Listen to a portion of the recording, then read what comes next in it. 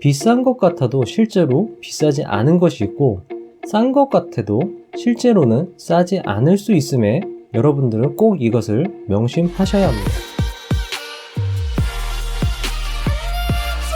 가치 투자를 할 때 가장 어려운 부분이 무엇일까요? 아마도 많은 개인 투자자분들은 재무제표를 이해하기 어려우며 그에 따라 밸류에이션, 즉 평가 대상의 내재 가치 대비 시장의 평가 수준을 판단하는 것이 어렵다고 합니다. 물론 제 블로그와 유튜브를 구독하시는 분들은 부자의 매뉴얼을 통해 재무제표를 이해하고 적정 주가를 구하는 데 큰 어려움은 없으실 것입니다. 적정 주가 산출을 너무 맹신해선 안 됩니다. 가치 투자의 대가들도 정확한 적정 주가를 산출하고 그 가격에 팔 수 있는 것은 아닙니다. 그리고 적정가는 다분히 투자자의 주관이 개입될 여지가 많습니다.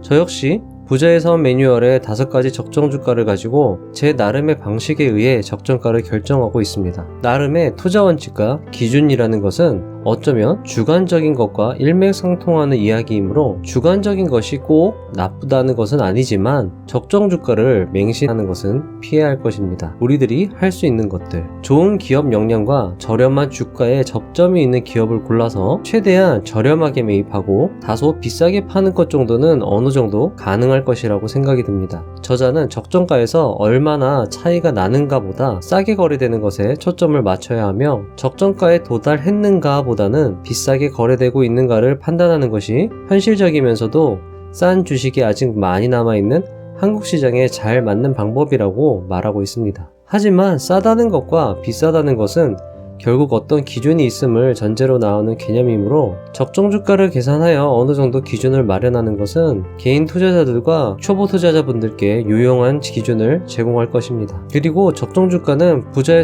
매뉴얼로 자동 계산이 되니까 그것을 기준으로 판단해 보시는 것도 좋을 듯 합니다. 싼 주식을 판별하는 간단한 방법, 간단하면서도 효과가 높은 방법은 PER과 PBR을 이용하는 것입니다. 아마도 여러분들 중 어떤 분들은 또 PER, PBR이야? 이라며 뒤로 가기를 터치하실 수 있겠지만 몇 번을 말씀드려도 모자랄 만큼 중요한 개념이며 여러분들이 몰랐던 사실도 알 수 있는 기회이기 때문에 채널을 고정해 주시기 바랍니다. 아마 다시 들어도 새로우실 것입니다. PER은 순이익으로 계산되기 때문에 영업이익이 고려되지 않는 등의 단점이 있고 PBR의 경우는 자본 총계로 계산되기 때문에 유동성이 고려되지 않을 수 있는 단점이 있지만 이 두 가지만 잘 살펴도 주식 투자 위험의 50%는 감소한다고 저자는 말하고 있습니다. 즉, 이 두 가지 지표로 완벽하게 가치 평가를 하는 것에는 한계가 있지만 최소한 비싼 주식을 피할 수 있게 해주는 좋은 길라잡이가 될 수 있다는 것입니다.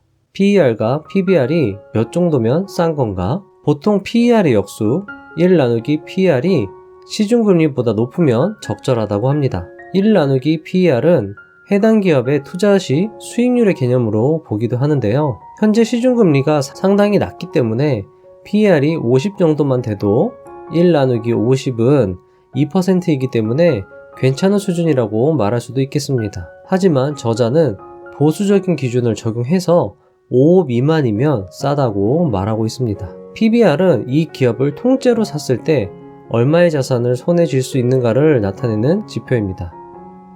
정상적인 영업 활동을 통해 흑자를 내는 기업이라면 시가총액이 순자산보다 높아야 합니다. 즉, 정상적인 기업이라면 PBR의 값이 1보다는 높아야 한다는 것입니다. 벤저민 그레이엄 또한 PBR이 1보다 낮은 상태는 비이상적이라고 규정하였습니다. 즉, PBR이 1보다 낮은 기업은 회사를 통째로 산다면 산 가격보다 더 많은 자산 수익을 거둘 수 있다는 것입니다. 지갑을 10,000원 주고 샀는데 지갑 안에 20,000원이 들어있는 것과 비슷한 것입니다. 하지만 실제로 시장이 비효율적일 때가 있으므로 특히 시장의 비효율성이 다소 높은 한국에서는 PBR이 1보다 낮은 기업을 많이 찾아볼 수 있습니다. 반면 미국 시장에서는 PBR이 1보다 높은 기업을 사실상 찾을 수가 없습니다. 미국에서는 PBR이 1보다 낮으면 기업을 통째로 사서 순자산 이익을 취한 뒤에 되팔면 이득이기 때문에 M&A, 즉 기업 인수합병을 노리는 세력들이 들어와서 가격을 다시 자산 수준으로 맞춰 놓는다고 합니다. 즉 한국은 10,000원짜리 지갑 안에 20,000원짜리를 넣어놔도 사람들이 사지 않는다는 것이죠. 미국은 당연히 사가고요. 참 신기하죠? 하지만 우리나라의 기업 중 상당수가 대주주 지분이 높아 M&A의 가능성이 낮고 자산의 비효율성이 빈번하게 발생하기 때문에 PBR이 1 미만에서 거래되는 것이 현실이라고 합니다. 따라서 PBR이 0.5보다 낮으면 보수적으로 매우 싸다고 저자는 말하고 있습니다. 저 PER, 저 PBR의 해석. 미래의 기대가 높으면 PER은 높아지고 미래의 기대가 낮다면 PER은 낮아집니다. 그래서 IT 업종의 기업들이 PER이 대체로 높고 철강산업 등 사양산업은 PER이 대체로 낮습니다. 또한 꾸준히 이익을 내는 기업의 PER은 대체로 높으며 이익의 변동폭이 높다면 PER은 대체로 낮습니다. 즉시 사용한 현금이 많은 기업은 높은 PER을 적용받지만 현금 회수 기간이 긴 재고가 많은 경우는 낮은 PER을 적용받습니다. 즉 IT 업종이거나 꾸준한 이익을 내거나 현금이 많은 기업은 사람들이 거는 기대가 크기 때문에 높은 PER을 적용받으며 철강산업 같은 사양산업이거나 이익의 변동폭이 크거나 현금이 적고 재고가 많은 기업들은 사람들이 거는 기대가 낮기 때문에 낮은 PER을 적용받습니다. 이것은 또 달리 말하면 저 PER, 저 PBR임에도 IT 업종에 속해 있거나 이익이 꾸준히 증가하거나 현금이 많은 기업이라면 매력적인 기업이라는 것입니다. 우리는 PER과 PBR이 합당한지 판단할 줄 알아야 합니다. 어떤 오해에 의해서 낮은 PER과 낮은 PBR을 적용받는 기업이 있다면 오해가 풀리는 시점에서 주가는 상승하게 됩니다. 따라서 기업에 대한 정확한 이해를 바탕으로 오해의 여부를 밝혀낼 수 있으면 우리는 주가 상승이라는 열매를 맛볼 수 있습니다. 가치 투자자는 저 PER, 저 PBR이라고 무조건 사는 것이 아니라 이들 중에서 불합리한 대우를 받는 기업들의 오해를 풀어내야 하는 것입니다. PER과 PBR의 한계. PER과 PBR을 볼 때 함께 봐야 하는 것이 있습니다. 바로 영업이익과 유동성입니다. PER은 순이익으로 계산되어집니다. 이때 순이익은 영업이익이 감소함에도 증가하는 경우가 있습니다. 이것을 이해하기 위해서는 아래 공식을 숙지하셔야 합니다. 매출액에서 매출 원가를 빼면 매출 총이익이 되고요. 매출 총이익에서 판매비와 관리비를 빼면 영업이익이 됩니다. 영업이익에서 영업의 수익을 더하고 영업의 비용을 빼면 경상이익이 되고요. 경상이익에서 특별이익을 더하고 특별손익과 법인세를 빼면 단기순이익이 됩니다. 위 공식은 꼭 암기를 해주시기 바랍니다. 주식하시면서 두고두고 이 말들이 쓰일 것입니다. 영업이익이 감소하더라도 영업의 수익과 특별이익이 발생하는 경우라면 순이익은 증가할 수 있습니다. 영업의 수익에는 이자 수익, 유형자산 처분이익, 수입 임대료, 투자 수익 등이 있습니다. 즉 영업과 관계없이 이자가 발생한다거나 이 회사가 가지고 있는 재산을 팔아서 벌어들인 이익, 이 회사가 가지고 있는 재산을 임대해서 벌어들이는 수익, 그리고 어떤 이 회사도 회사 자체가 투자를 할 수 있거든요.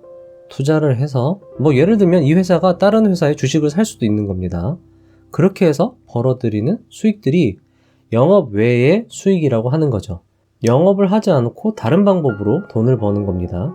그게 순이익에 포함이 돼 있을 수 있다는 것이죠. 이자, 임대료, 투자 수익의 경우에는 지속 가능성이 있지만 유형자산 처분이익은 일시적일 수 있기 때문에 이런 이익들이 일시적인 것인지 지속 가능한지를 살펴서 PER을 판단해야 합니다. 하지만 결국 기업은 영업을 통해 이익을 지속적으로 만들어낼 수 있으며 영업 외 수익이나 특별손익은 어느 정도 일시적인 성질을 가지고 있음에 여러분들은 유의하셔야 합니다. PBR도 자산으로 계산되어집니다. 자산에는 유동자산과 고정자산이 있는데 유동자산은 거의 없고 고정자산만 많다면 일시적인 유동성 부족으로 부도를 맞을 수 있습니다. 따라서 저 PBR이라도 유동 비율 등을 확인해야 하며 저 PBR임에도 유동성이 부족하다면 조심하고 피해야 하는 것이라고 말씀드리는 겁니다. 비싼 것 같아도 실제로 비싸지 않은 것이 있고 싼 것 같아도 실제로는 싸지 않을 수 있음에 여러분들은 꼭 이것을 명심하셔야 합니다. 또한 순이익, 순자산이 감소하거나 그대로일 경우에도 주가의 감소폭이 순이익과 순자산의 감소폭보다 훨씬 더 크게 하락하는 경우에는 저PER, 저PBR로 표시되기 때문에 이런 케이스들은 피해야 합니다. 즉, 저PER, 저PBR이라고 다 좋은 게 아니라 순이익, 순자산이 줄어드는 경우에는 조심해야 한다는 것입니다. 순이익, 순자산이 증가함에도 주가는 그대로이거나 하락하는 케이스를 여러분들은 좋게 보셔야 합니다. 특히 순이익, 순자산의 감소와 주가의 감소가 함께 나타나는 경우에는 시장의 평가가 합리적인 것이므로 오해가 없는 저PER, 저PBR은 주의를 하셔야 합니다. 즉, 순이익, 순자산이 증가하고 있는데 저PER, 저PBR이다. 그렇다고 하면 시장에 오해가 있는 경우라고 보시면 되고요. 순이익과 순자산이 감소하고 있고 저PER, 저PBR이다 라고 하면 시장에 오해가 없는 경우, 시장이 합리적인 경우라고 보시면 됩니다. 위 내용들은 가치투자가 쉬워지는 V차트라는 책의 내용을 바탕으로 작성되었습니다. 해당 책은 1판이 2004년도에 나온 책임에도 실전에 적용하기 쉬운 기법들을 사례 중심으로 소개하여 이해하기가 쉬워서 너무 좋았습니다. 특히 최준철님의 가치 투자에 대한 깊은 이해를 넘볼 수 있는 좋은 책이라고 생각이 되고요. 여러분들도 꼭 읽어보셨으면 좋겠습니다. 감사합니다. 부자가 되는 지름길로 저와 함께 달려가시죠.